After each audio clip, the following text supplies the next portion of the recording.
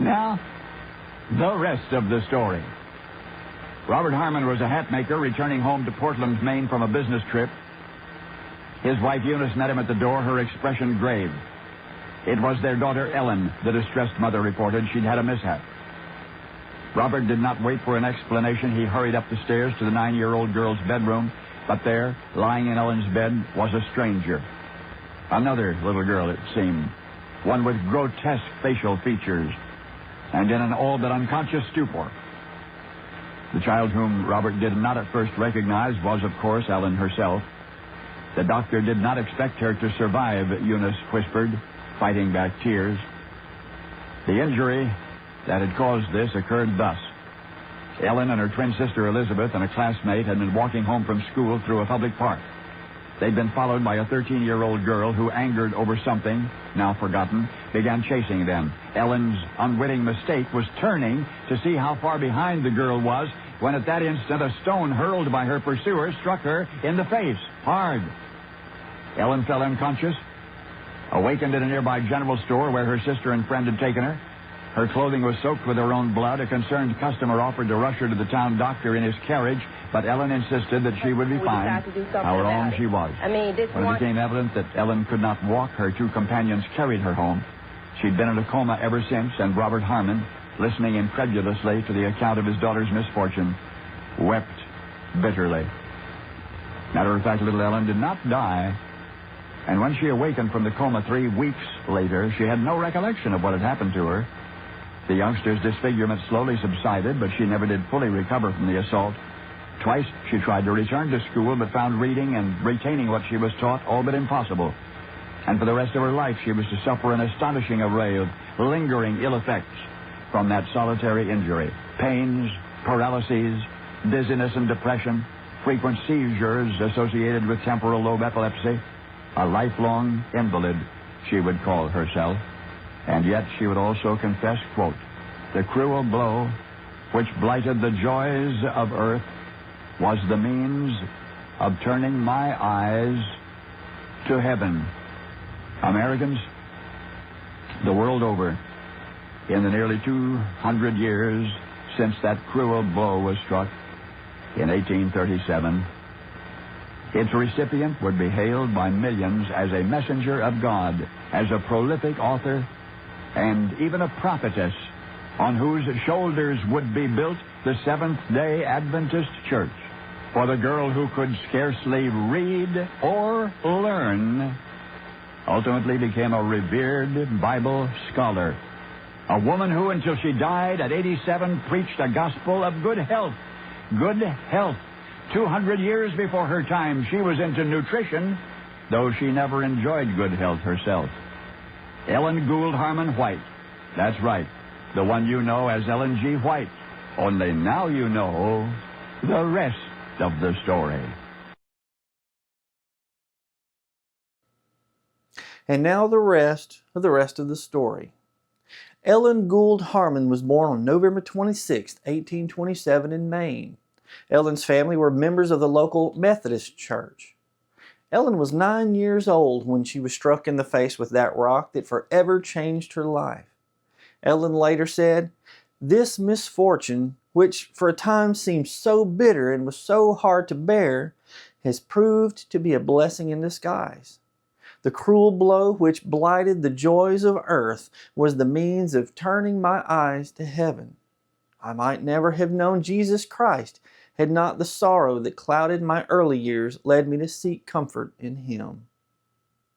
Mr. Harvey said Ellen preached the gospel of good health, though she never enjoyed good health herself. Soon after her injury, Ellen began having visions. She and her family were unable to explain the cause of these visions.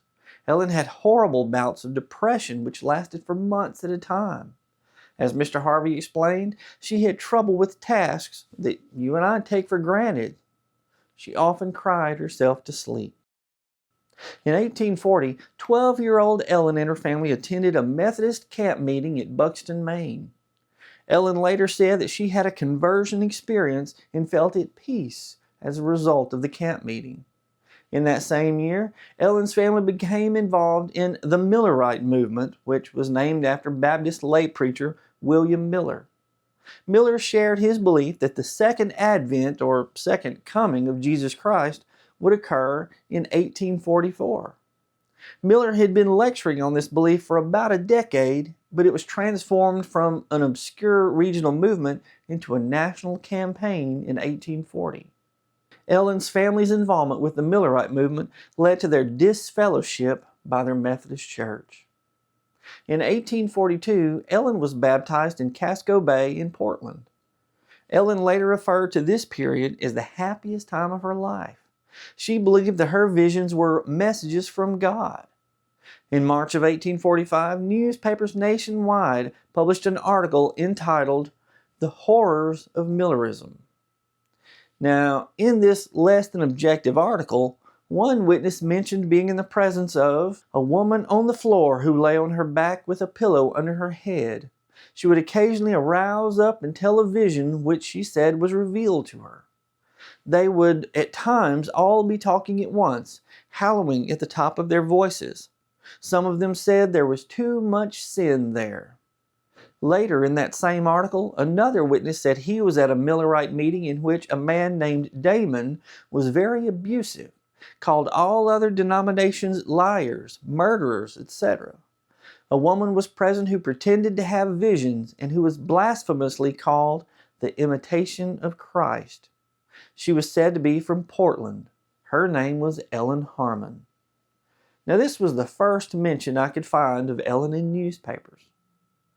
In the following year, 1846, Ellen married James Springer White, a former teacher who had been a preacher in the Millerite movement for the previous 3 years. By all accounts, James was a successful preacher. It was recorded that over 1,000 people accepted the Millerite message in the winter of 1843 because of his preaching. But it wasn't always easy. During that same winter, angry mobs yelled and threw snowballs at them. Ellen and her husband James were co-founders of the Seventh-day Adventist Church. During her lifetime, Ellen wrote more than 5,000 articles in 40 books. Her most notable books are Steps to Christ, The Desire of Ages, and The Great Controversy. But what about her visions? She purportedly had more than 2,000 visions, or dreams from God, as she called them, during her lifetime. J.N. Burrow, who witnessed Ellen's visions at least 50 times, along with her husband James, compiled a list of physical characteristics of her visions. In passing into vision, she gives 3 enrapturing shouts of glory, which echo and re-echo the second and especially the third, fainter but more thrilling than the first, the voice resembling that of one quite a distance away from you and just going out of hearing. For a few moments, she would have no strength. Then she would be filled with superhuman strength. Sometimes she would rise up and walk around the room. She often moved her hands, arms, and head freely and gracefully, but not even the strongest of men could hinder nor control her movements. Once, she held the family's 18.5-pound Bible in her outstretched left hand for half an hour. 18.5 pounds. Now, at the time, Ellen only weighed 80 pounds. She didn't appear to breathe nor blink her eyes during her visions, which could last from 15 minutes to 3 hours. Ellen looked forward with a pleasant expression as if staring intently at some distant object. Physicians were unable to determine how she was able to do this. Ellen was unaware of anything transpiring around her and acted as if she were totally removed from this world. When the visions ended, darkness surrounded her momentarily, whether it was daytime or whether she was in a well-lit room at night. She would take a deep breath and exclaim a single long drawn-out word. Dark. She was then limp and strengthless. Now, while researching Ellen's visions, I came upon 2 possible explanations for her visions. The first possible explanation goes all the way back to when 9-year-old Ellen was struck in the head with that stone. It's likely that her injury caused damage to the frontal lobe of Ellen's brain. The frontal lobe is responsible for voluntary movements of the body.